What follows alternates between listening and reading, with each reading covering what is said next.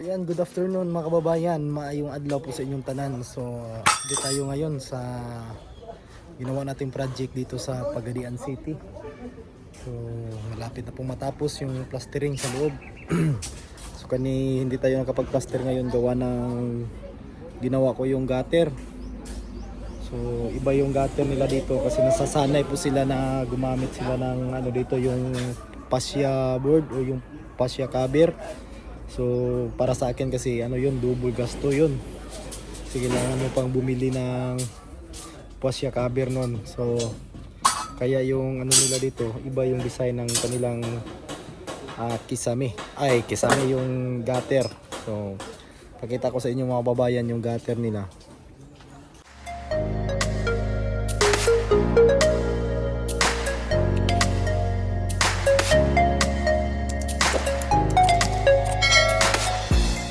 Ito po yung gutter nila.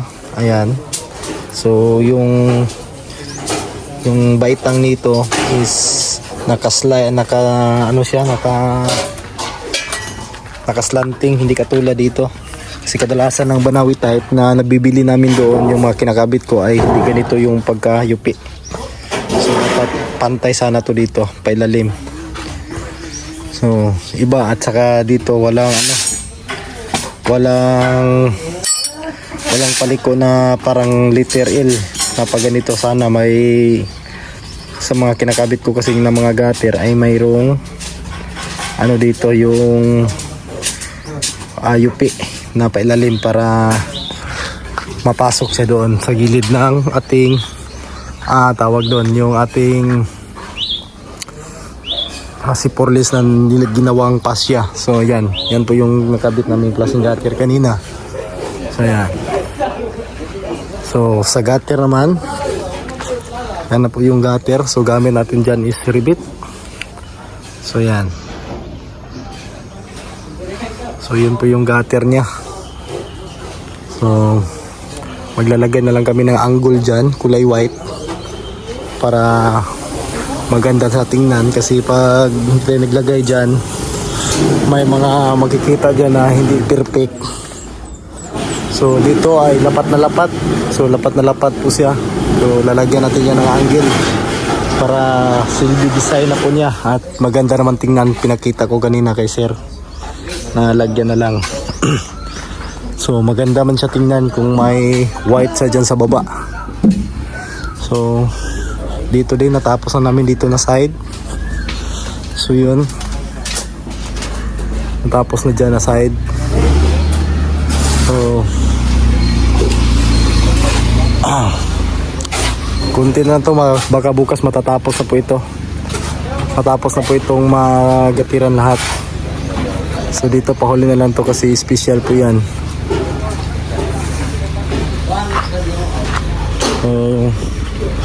Dito sa loob tapos na din yung palitada, sintada dito. So ayan, kita nyo po tapos na pong asintadahan.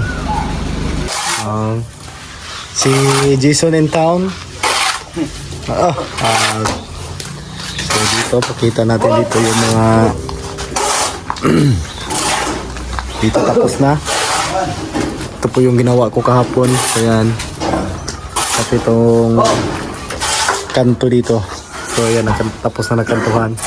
So bali 80 cm po yung width. So yung height niya is 200. Kasi yan po yung gusto ni sir, 200 lang daw. So mataas na po itong 200 mga kababayan. So mataas na din siya. So dito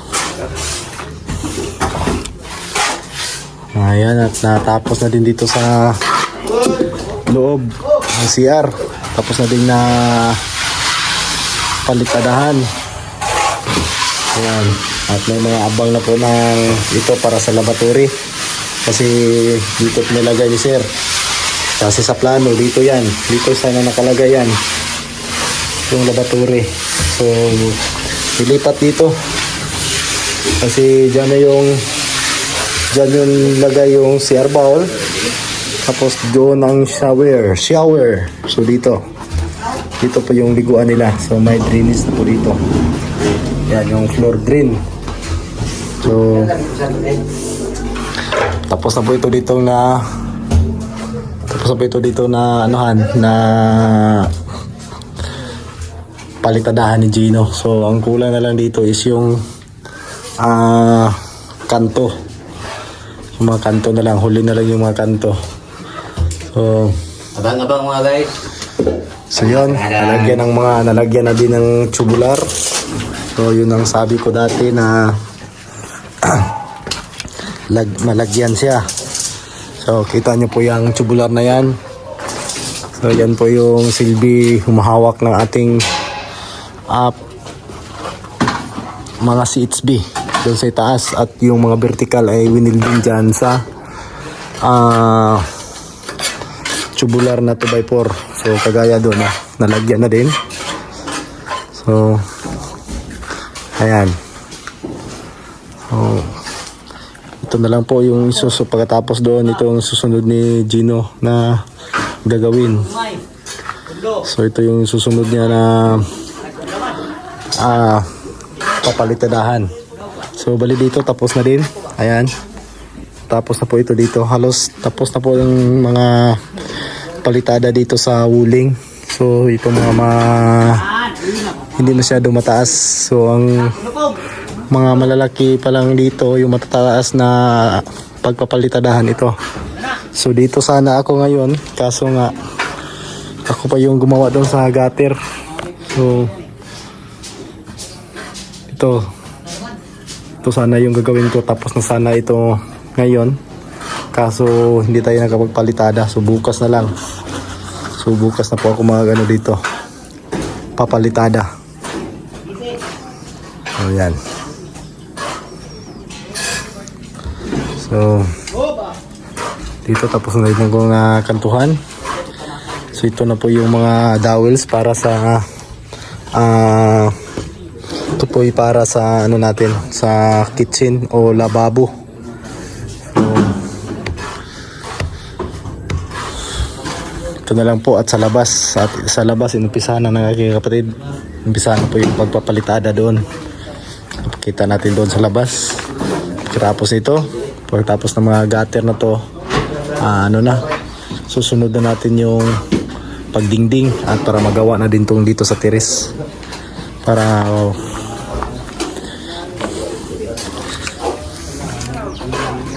so yan dito. Tanopin dito yung so ito po yung dito ginawa ng kapatid ko. So dito nakatapos na po siya dito. So ito na lang yung mga matataas na kailangan palitadahan. So ayan.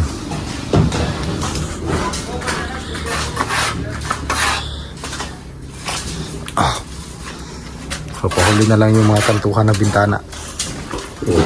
So dito yung mga matataas na parte. Ayan. Basa. Basa. G-street, magkunin mo dito pre yung nylon. Oh. Dito na ako madagot. Ako lang kami. So dito hindi pa kami nakapaglagay. Hindi pa namin na dito yung May kwando ako.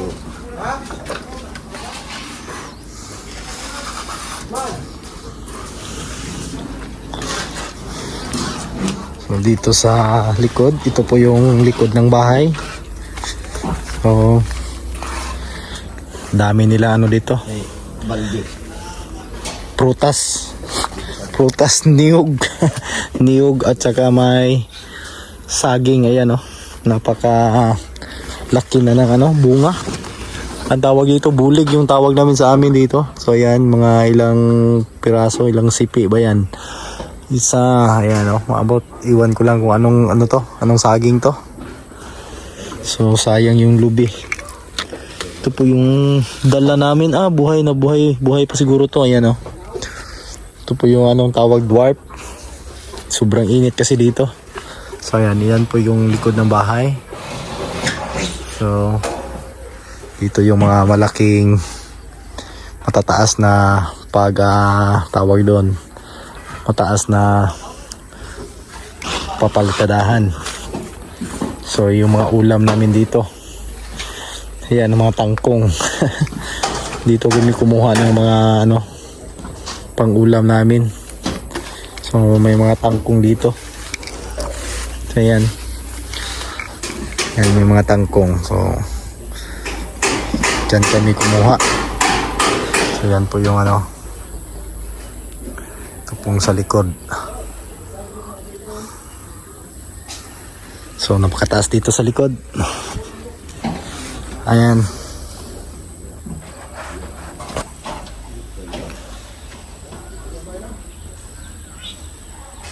So malaki ding bahay ito mga kababayan.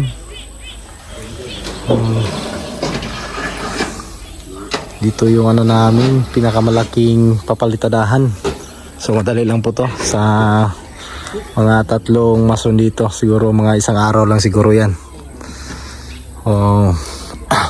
Isang araw matatapos na po yan. Magbilis lang kasi yung doon sa loob, unahin muna namin sa loob para makapag na kami, para matapos na din yung sa loob, tapos makapag flooring na kami para may magta-tiles na, at saka dito sa labas may magpalitada. So yung dingding, mas mabilis na lang po yung pang dingding, madali lang po yung gawin. So yun ang pinakamabilis na gawin, yung pagdingding. Siguro 1 araw to matatapos na siguro to sa pagdingding.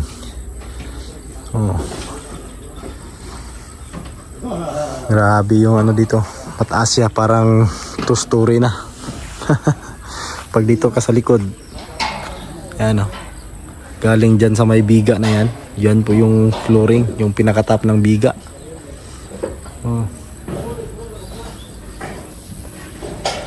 Dami din mga ni sir dito. Ito mga saging, nakakain na kami dito ng mga kababayan, yung puno na yan, naputulan na po yan ng bunga. So yung maliliit, yung parang hindi man siya tumdan, pero iwan ko kung anong tawag nila dito yun. Basta sa amin parang senyorita yung tawag namin doon, yung maliliit yung niya, bunga. So yan So ito na po yung mga kahoy, yung mga porma na nagamit namin. So dito na, niligpit na po. Ayan, niligpit na ni sir. Dami kasing kahoy na naubos dito.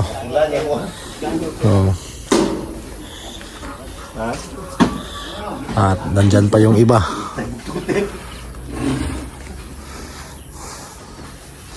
So mahirap talaga pag ang bahay ay mataas.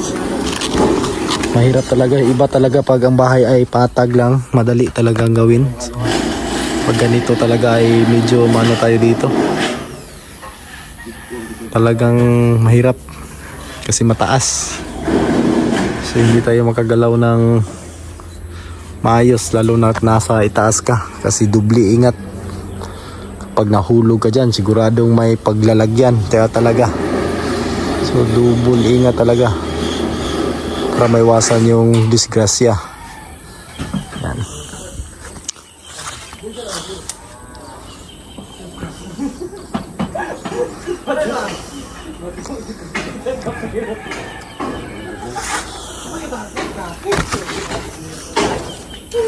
So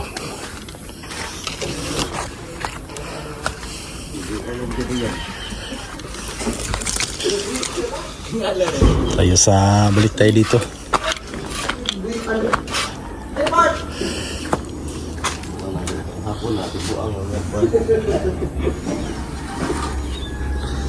Mahirap yung pisto.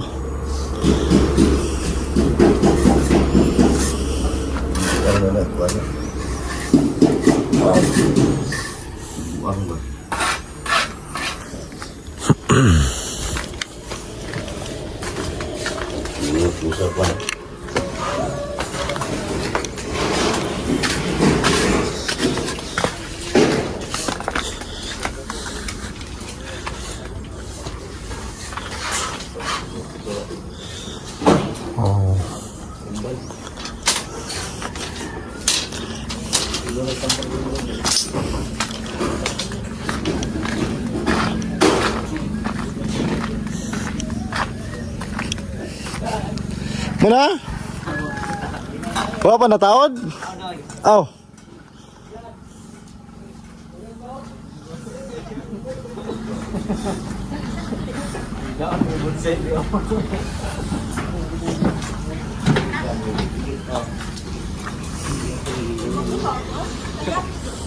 Saya ni kayak gitu. Betul dulu kan. Wala matunong ding. Ang tawad daw ang poste ding. Wala matunong sa Juin. Nganto. Nanganto? Yan. Prepare sa uulamin. Mga kuano, batos. Saan na yung giabrihan man eh? Hilaw? Wala mo kayo. Wala kan paksiwan ba? Una sa tong sugbaha kay sugba? magpunta. Ay sumba di part. Ikaw mo sa part. Tayo, palit ni guling. Wa kay klaro part. Kabi na pag sumbag. Awa, sugba o kuan. Ang iba na katungaan na, kuan. Oh.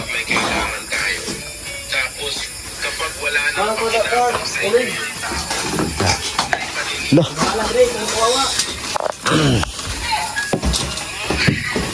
Okay, yun. Asa dahil kong tumbler dahil?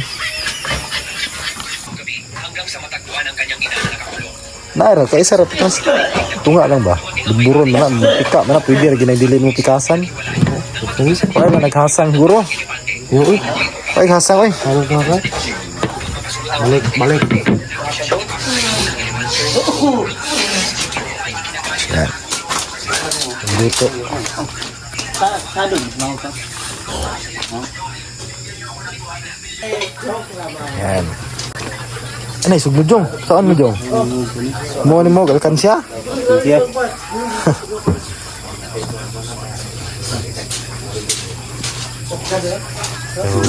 Budburon, sobrang mahal ng isda ngayon. Kaya na po yung ulam namin, limang piraso. So, 7 kami maghati-hati niyan. So, ganyan talaga yung buhay. Ayan. Oh. Kunti na lang. Malapit na matapos yung gutter. Ayan. Ano ang uling? Bukan sa bawang ko. Nagamit ni.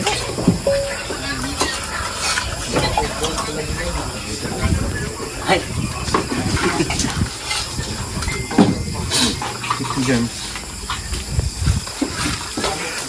Basig ang sinog bahari pagkabalam luto. Binuang na yuga yun. Butang na di arong makuan di. Arong mainit ang bakal mo ang mga tagip-tip. Yan.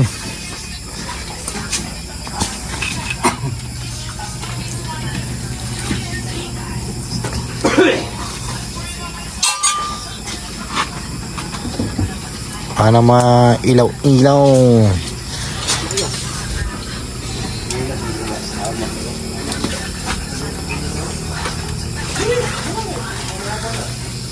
Saan mo Jong? Nilbak. Nilbox. Uya na si signal na alag dito sa babaw.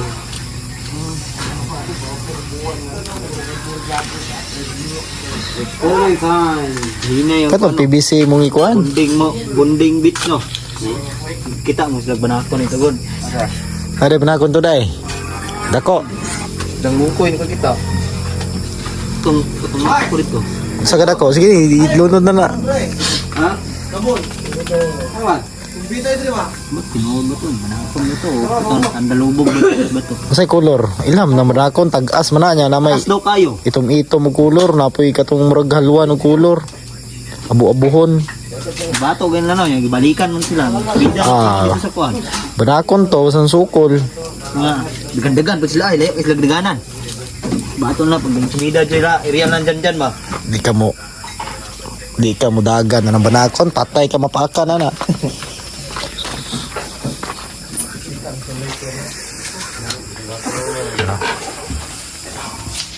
Yung kay hideout to, walay bungbungay. Walay ding ding ding ding.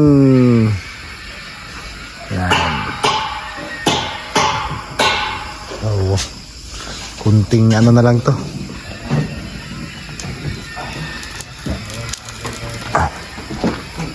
Yun lang mga kababayan. Thank you so much sa inyong lahat. Thank you sa pag-subscribe at pag-suporta sa ating channel. So maraming salamat sa inyong lahat. God bless. Ug amping mo tanan.